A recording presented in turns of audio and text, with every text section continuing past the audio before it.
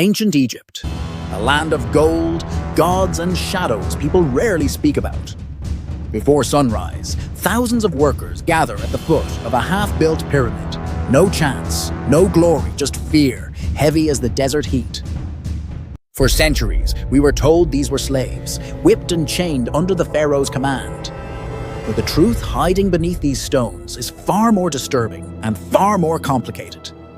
Because these men weren't slaves in the way you imagine. They were trapped in a system where food, loyalty, and survival were weapons stronger than any whip. Today, we step inside that darkness to discover what a single day in an Egyptian laborer's life really felt like. From the idea that slaves built the pyramids to the story where Moses freed them all with 12 scary plagues. But the story is more complicated and somehow even a little weirder than that. It had plenty more little intricacies than the transatlantic slave trade, where kidnapped Africans were forced into servitude in Europe and the Americas. Though, as you'll find out later, they're actually connected in a way you'd never expect. Back in the land of the pharaohs, there were 3 different kinds of slaves. The quality of life you'd get to live all depended on which of these 3 categories you fell into. First, the worst, chattel slavery. This is the form of slavery you're probably most familiar with, where a person's rights are stripped away and they're treated as the property of another. In ancient Egypt, the chattel slaves were generally prisoners of war from conquered regions, both soldiers and civilians. All of these slaves were considered the personal property of the pharaoh, moved across Egypt wherever extra labor was needed. They could also be given by the pharaoh as gifts to important people, like his viziers, political advisors, or nobles in his court. The Harris Papyrus recorded Ramesses III even boasting about how many people he'd captured on his conquests, and would now be forced to serve his mighty whims. I brought back in great numbers, with their hands tied behind their backs before my horses, and their wives and children in tens of thousands, branded and enslaved, tattooed with my name. King Sneferu is another pharaoh who has extensive records of taking slaves as spoils of war, which he did in 3 separate military campaigns into Libya, Nubia, and Sinai. For Egypt's rulers, owning and being served by slaves was such a normal part of life that it didn't even end with death. The tombs of pharaohs were lined with shapti, enchanted dolls made in the likeness of servants, meant to come to life in the field of reeds and serve their masters for eternity. But chattel slaves weren't limited to people captured by the pharaoh's armies in war. Ancient Egypt, one of the world's oldest civilizations, was constantly expanding beyond the banks of the Nile, and that meant an endless demand for labor to fuel their ambitious construction projects.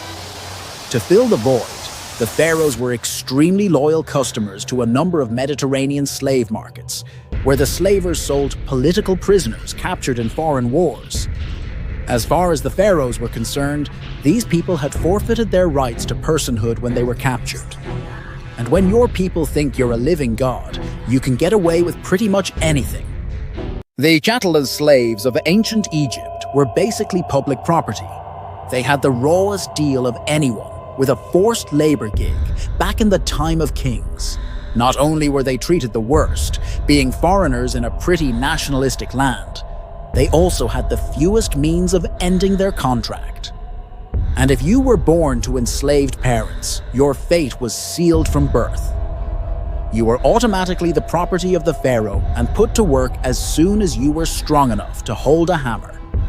There was basically only one way for a chattel slave to break their slavery, outside of literally dusting or trying to escape the country in the dark of the night.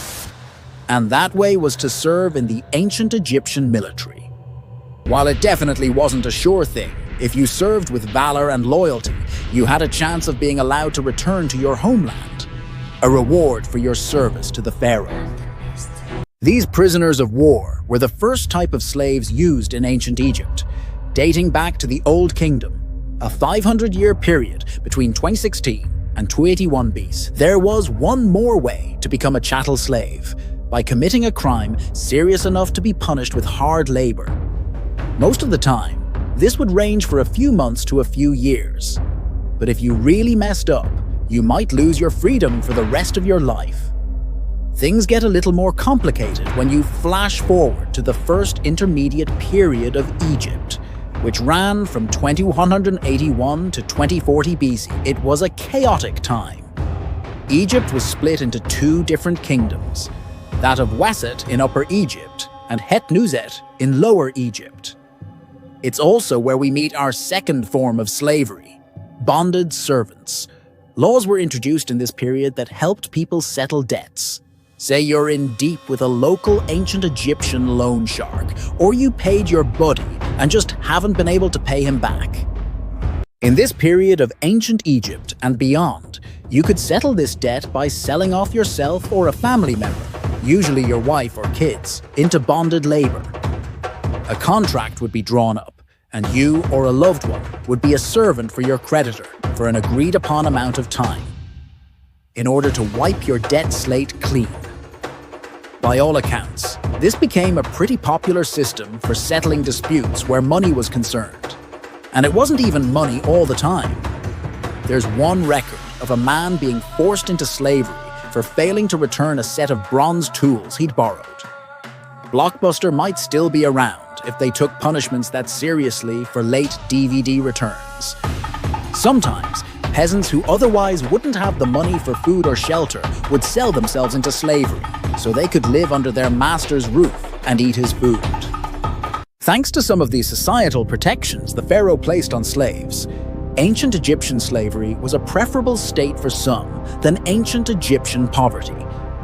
We'll get into the rights and protection of slaves later. It was during ancient Egypt's Middle Kingdom from 2040 to 782 BC that slaves from Asia became increasingly popular across all levels of Egyptian society. They worked as, among other things, servants, hairdressers, field workers, cobblers, gardeners, and weavers. By the Second Intermediate Period, a few centuries later, slaves had a full path to Egyptian citizenship. According to Egyptologist Dr. Andrzej Ćwiek, quote, "The economy for Egypt had never been based on slavery." As was the case in Rome, forced laborers were not a homogeneous and cohesive social group. And that's an extremely important thing to understand about how slaves of all stripes were viewed by other Egyptians. Slaves were not inherently seen as some kind of lower caste. It was a transitory state that people could enter or leave under a number of different circumstances. According to Dr. Ćwiek, slaves quickly assimilated into the communities where they worked. They were permitted to own personal property, and even were known to marry free Egyptians, sometimes using marriage as a way to gain their freedom entirely. There was no Egyptian equivalent of Jim Crow. In the end, everyone was equally low compared to the pharaoh, his nobles, and his high priests. This means that slavery, for the most part, was small-scale rather than industrialized. Most Egyptian slaves would be servants around the home of wealthier masters, or assistants for local artisans and tradesmen, not in the large-scale agricultural systems that later defined places like ancient Rome or the American South. We really didn't see a lot of the more Western markers of slavery until the Ptolemaic period from 305 to 30 BC. Ruled by the Greeks, and so incorporated a more Hellenistic view on slavery. The third form of slavery was conscription labor. In its simplest terms, and think of it kind of like the draft, but for all kinds of labor, not just military service. This is called a corvée labor system, and it means that most of the time, you'd just be living an average life as an ancient Egyptian peasant. However, if the pharaoh had a major project, from mining to construction to quarrying and beyond, and lacked the manpower to complete it, the order would move down the chain. Then, local officials would conscript their best men to get it done. It may seem a little unfair, but if it involved skilled enough work, you would get paid afterwards. It's a real gray area in terms of whether you could even call it slavery. Nobody conscripted under the corvée system had specific owners either. It was all just work for the good of the state, making it feel closer to communist Russia or China than what we'd think of as a traditional slave system. Joining work at a temple was one way that people left the slave lifestyle, allowing you to later declare a religious exemption when called to work. The process of going from a slave to a temple worker was known as being purified. Slaves were also given powers of negotiation in some cases. Chattel and debt slaves were more likely to just be paid in food and board. But those lucky enough to actually make money could save and one day negotiate themselves out of their contract with their master. It was rare, but not completely off the table either. Another common method for leaving the slave life, in a similar camp to marrying a free Egyptian citizen, was being adopted by one. This would make you a full citizen, but you'd be expected to act as a true son to your adoptive parents, honoring them in every way Egyptian society demanded. Most dealings with slaves happened behind closed doors, not in the more theatrical open-air slave auctions seen in the American version of slavery. The sale of slaves would be done in front of a court or local political officials with an approved-upon contract. The only person who could bypass this was the pharaoh himself, who could basically do whatever he wanted. There really weren't many restrictions on those guys in ancient Egyptian society, but being a slave in ancient Egypt has some basket full of roses. At times, it could be every bit as horrifying as anything you'd expect when thinking about the dark historical uses of forced labor. Slaves who attempted to escape their conditions could be put to death for punishment after they've been recaptured, especially if their masters weren't feeling lenient at the time. If you'd been selected for forced labor and you decided to go on the run, then your whole family would suffer too. The duty of that labor would pass on to your next of kin. When the pharaoh wants that extension on his palace by Osiris, he's gonna get it, one way or another. And as you've probably already guessed, slaves who disrespected their masters or refused to work could probably expect a pretty vicious beating for their trouble. And even if your masters weren't punishing you, the work could often be pretty punishing in and of itself. There was no ancient Egyptian OSHA. If you were sent down into a quarry or a mine or some dangerous construction job, you couldn't count on the idea that you'd be safely returning. That being said, these dangers weren't actually exclusive to slaves, and few jobs were considered slave-exclusive outside of household servants to the wealthy. Chances are, in any dangerous job that a slave is forced to do, there'd be a bunch of paid workers experiencing those very same dangers. Though admittedly, danger money is definitely a better deal than danger with no money. Slavery in Egypt, or more accurately, the misunderstanding of it, can be traced back to the accounts of Napoleon Bonaparte. Those distorted ideas later became a kind of playbook for slave owners and traders in the American South during the 18th and 19th centuries. In fact, figures like Andrew Jackson and Chancellor William Harper became a little obsessed with the idea that a burgeoning America could become a kind of new ancient Egypt, with a booming slave trade propping up agriculture and construction. They thought of the Mississippi River as a new Nile, famous for its fertile surrounding soil, and this is why they named a city in Tennessee Memphis, after its counterpart in Egypt. Some of the most passionate defenders of the American slavery movement, like U.S. Senator Robert Barnwell Rhett and Georgia lawyer and politician Thomas R. Cobb thought of ancient Egypt as the perfect model for the new America to follow, a nation of kings and hierarchy, where black slaves were being subjugated over a millennium before the birth of Christ. Of course, they were leaving out one key detail.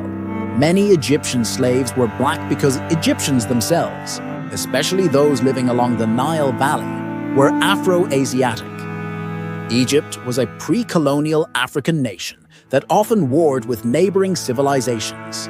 Its chattel slaves were black largely by geography, not by the racial hierarchies that defined the antebellum American South. Now, let's address the elephant in the room, or rather, the pyramids in the room. When you picture thousands of ancient Egyptian slaves toiling away, you don't imagine them building roads or markets. They're building the Great Pyramids of Giza. But did they? And if they didn't, who did? The short answer is no. But the longer answer is actually a lot more interesting. For starters, you really shouldn't feel bad about believing the myth that slaves built the pyramids, because it stretches back thousands of years. Two origin points include the writing of the ancient Greek historian Herodotus, who never let the truth get in the way of a good story. Seriously, his two main nicknames among contemporary historians are the Father of History and the Father of Lies, the latter of which is also a biblical nickname for the devil. Speaking of biblical, the other main source of the pyramid slave myth is the Old Testament, specifically the book of Exodus. It wrongly claimed that enslaved Israelites built ancient Egypt's greatest monuments. This is patently false. The last pyramid ever built, the Pyramid of Ahmose, was completed roughly 300 years before the Israelites even existed, at least as far as historians can tell. Think about the pyramids for a second, the first of which was constructed around 4,700 years ago, only 300 years after the construction of Stonehenge. And Stonehenge looks like a last-minute school project compared to the pyramids. These are architectural marvels so impressive in their construction that even today, people are claiming that aliens must have made them. And consider the context of their construction too. These were the tombs of the pharaohs. We mentioned earlier that the pharaohs were believed to be human incarnations of divinity on Earth.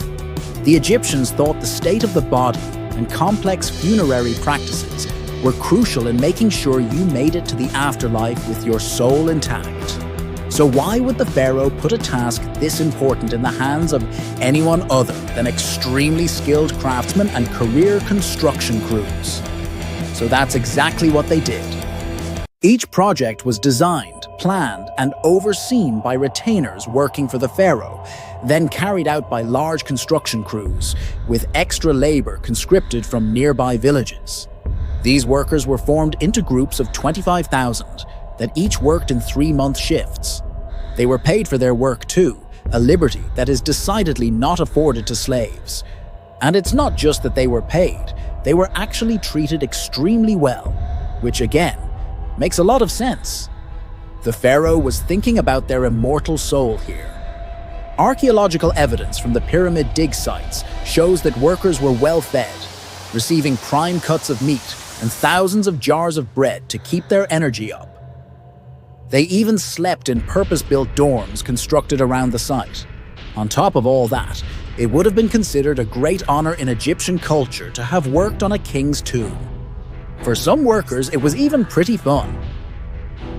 Near the burial chamber of Pharaoh Khufu, a group of workers left some subtle graffiti saying, "The Friends of Khufu Gang," which almost feels like it should have a hashtag in front of it. Some had even more colorful nicknames, like the ones who helped build the tomb for Pharaoh Menkaure, who signed their names as the Drunkards of Menkaure. The weirdness of ancient Egyptian slavery continues to fascinate us because there really are no simple answers here. In many ways, it shows how societal ideas around difficult concepts change and evolve though over time. Sometimes, being an ancient Egyptian slave is something you wouldn't wish on your worst enemy. Other times, the guaranteed work and social safety net is something we can downright envy in our chaotic modern lives. Living as an Egyptian slave could be brutal, but that was just one part of a civilization full of mysteries. Watch few insane facts about ancient Egypt to uncover the wild truths behind the ancient world.